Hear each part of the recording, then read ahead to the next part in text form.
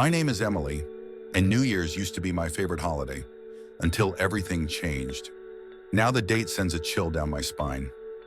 It all happened on New Year's Eve when, as usual, I was rushing through stores to grab last-minute essentials for the celebration. That day I worked late and ended up heading to the supermarket just before closing time. The streets were already dark, but the festive lights on houses and shop windows made the evening feel cozy. I had a simple shopping list: a bottle of champagne, a box of chocolates, and some fruit. Nothing complicated. The plan was straightforward: run in, grab the items, and head home. The supermarket was packed. Christmas music played in the background, and people nervously shuffled between shelves, picking out last-minute gifts. I grabbed a basket and headed to the aisles, trying to move as quickly as possible despite the crowd. I was nearly done when I realized I had forgotten to grab a carton of juice. It was on the other side of the store, so I had to weave my way back through the throng of shoppers. As I made my way there, I felt something change. The air grew tense, and the usual chatter of the crowd began to fade. People started glancing around uneasily. That's when I saw him for the first time. A man stood in the middle of the aisle holding an axe in his hands. He looked strange, his posture was tense, and his movements were erratic. A wide, empty circle had formed around him as no one dared to come closer. My first thought was that it had to be some sort of prank or a promotional stunt. But there was something about his demeanor that made me freeze. The man began shouting. His words were incoherent, as if he was trying to form some bizarre, frightening manifesto. I couldn't understand what he wanted, but his tone was menacing. The axe in his hands looked like an extension of his body, and every movement he made sent a chill down my spine. People started backing away. Someone tried to leave the store, but the cashiers, oblivious to what was happening, kept scanning items, blocking the flow of the crowd. I felt as though my feet were glued to the floor. My heart was pounding so loudly I could barely hear what was going on around me. Suddenly, the man swung his axe, smashing it into the nearest display case. The sound was deafening, and shards of glass flew everywhere. That snapped people out of their daze. Someone screamed and chaos erupted. I bolted toward the nearest hiding spot, a small storage room near the frozen food section. I wasn't the only one heading there. Inside, I could hear the man's footsteps growing closer. His shouts grew louder, and the sound of his axe echoed throughout the store. I pressed myself against the wall, trying to steady my trembling hands. The door to the storage room was slightly ajar, giving me a narrow view of the aisle outside. None of us dared to move or check where he was. Within seconds, I saw him. He stopped right in front of the door. His eyes darted around and his heavy breathing filled the air. He looked like he was fighting with himself, as though torn between conflicting thoughts. It seemed like he was searching for someone specific, but who that might be was a mystery. I held my breath. Any sound, any movement could give me away. The man suddenly swung his axe, striking the wall. The vibration from the blow resonated through me.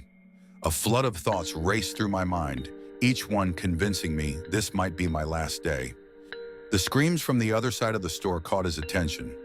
He turned and headed in that direction. I seized the opportunity to slip out of my hiding spot. My only goal was to reach the exit. The crowd was chaotic, but many had already fled. Miraculously, the doors were open, and security guards were trying to calm the remaining shoppers. I ran outside, the cold air hitting my face like a shock. Only then did I realize I was still clutching my shopping basket. I dropped it near the doors and sprinted to my car. My heart was racing and my hands were shaking. There were people all around me, but I felt completely alone. Later, I learned that the man was apprehended. The police arrived just minutes after I fled the store. Thankfully, no one was hurt, but the incident left an indelible mark on me. To this day, every time I enter a supermarket, I can't shake the feeling of unease. New Year's, once a time of joy, now reminds me of how quickly an ordinary evening can turn into a nightmare.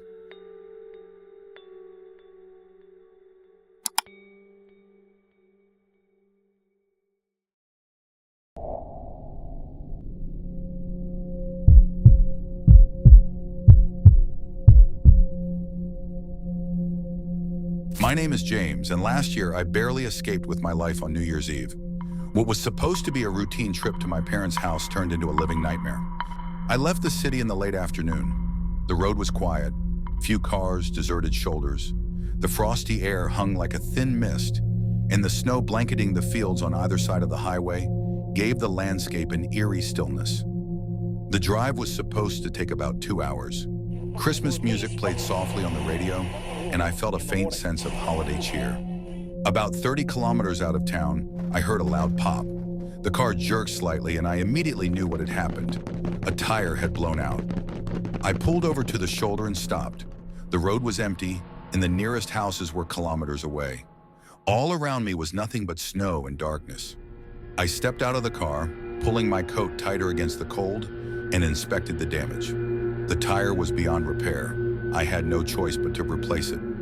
Not the most pleasant task in such weather. I grabbed the spare from the trunk and crouched down to start the replacement. The only sound was the faint whisper of the wind. 5 minutes later, I heard it. A strange noise. At first, I thought it was the crunch of snow under someone's footsteps. I glanced around but saw no one. Shaking it off as my imagination, I went back to work. But the sound came again, this time closer. It was the unmistakable crunch of snow beneath heavy steps. Someone was approaching.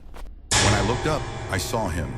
A man in dirty, tattered clothes stood about 10 meters away, his silhouette stark against the white snow. I hadn't heard him approach. He was just there, silent, staring at me. My first thought was that he needed help, but something about his posture and the way he stood set off alarm bells in my head. He took a step forward. His movements were slow but deliberate, filled with tension. A sense of unease crept over me.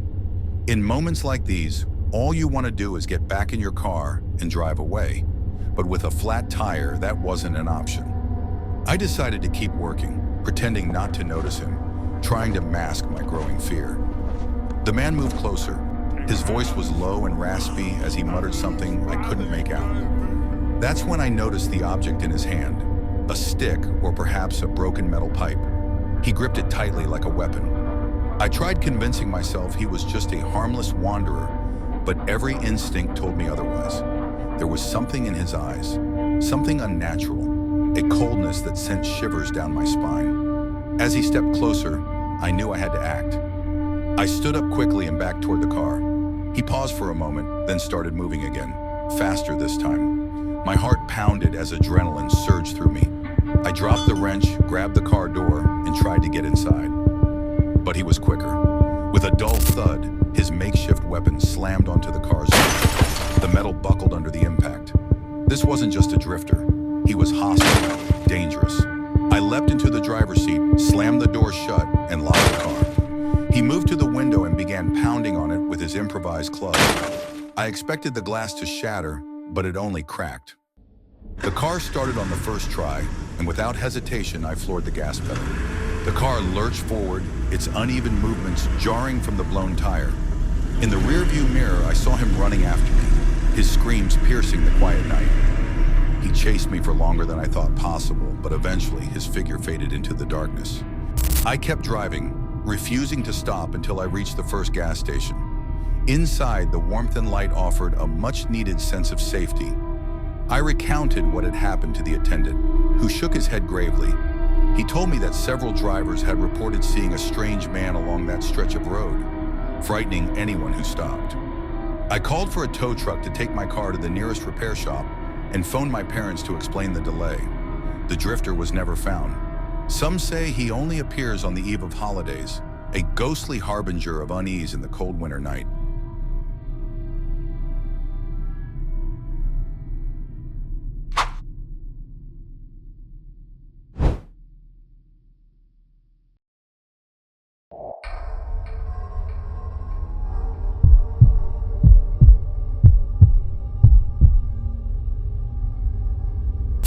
My name is Sam, and I always considered New Year's Eve the happiest holiday of the year.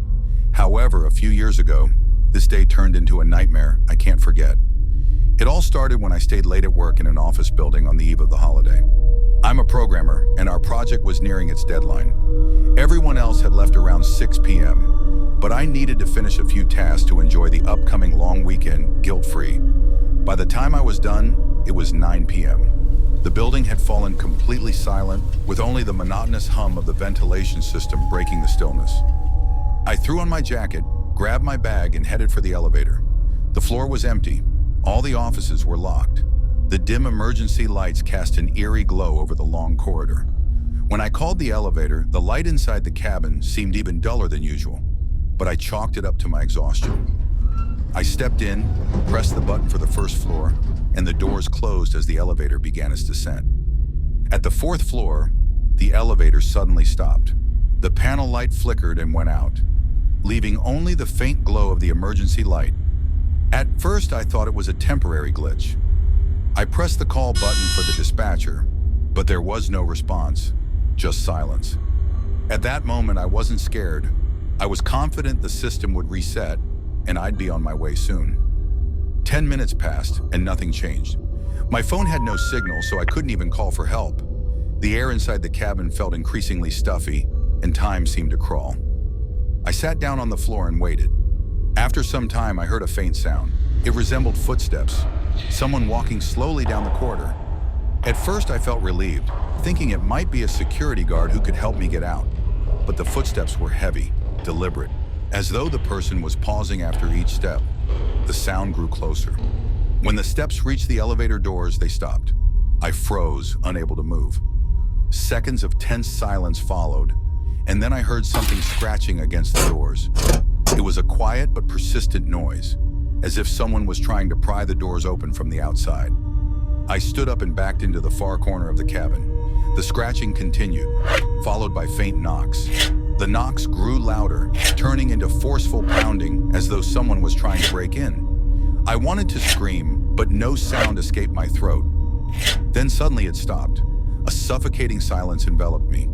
I strained to listen, hoping that whoever or whatever was outside had left. But all I could hear was the faint hum of ventilation somewhere far away. The clock struck midnight. Fireworks went off outside, their bursts of light illuminating the elevator shaft through the gaps in the doors, casting strange shadows in the cabin. I sat on the floor, unable to sleep, paralyzed by fear. Hours later, as the festive sounds died down, I heard new noises. This time it was footsteps on the roof of the elevator. Something, or someone, was moving slowly above the cabin. The metal creaked under their weight, and each step sent a low, resonating thud. I had no idea what to do. The emergency speaker crackled as though someone was trying to speak, but the sound was too distorted to make out any words. The footsteps continued, then stopped abruptly. The silence that followed was unbearable. I could hear only my own ragged breathing. The waiting was torture. I didn't know what scared me more, the oppressive quiet or the noises that had broken it. The next morning, a security guard found me. He said the entire elevator system had gone down the previous evening, but he only realized I was missing that morning. When the doors opened, I must have looked like someone who hadn't slept in days. I wanted to tell him about the strange sounds, but I knew he wouldn't believe me. Since that incident, I've avoided elevators.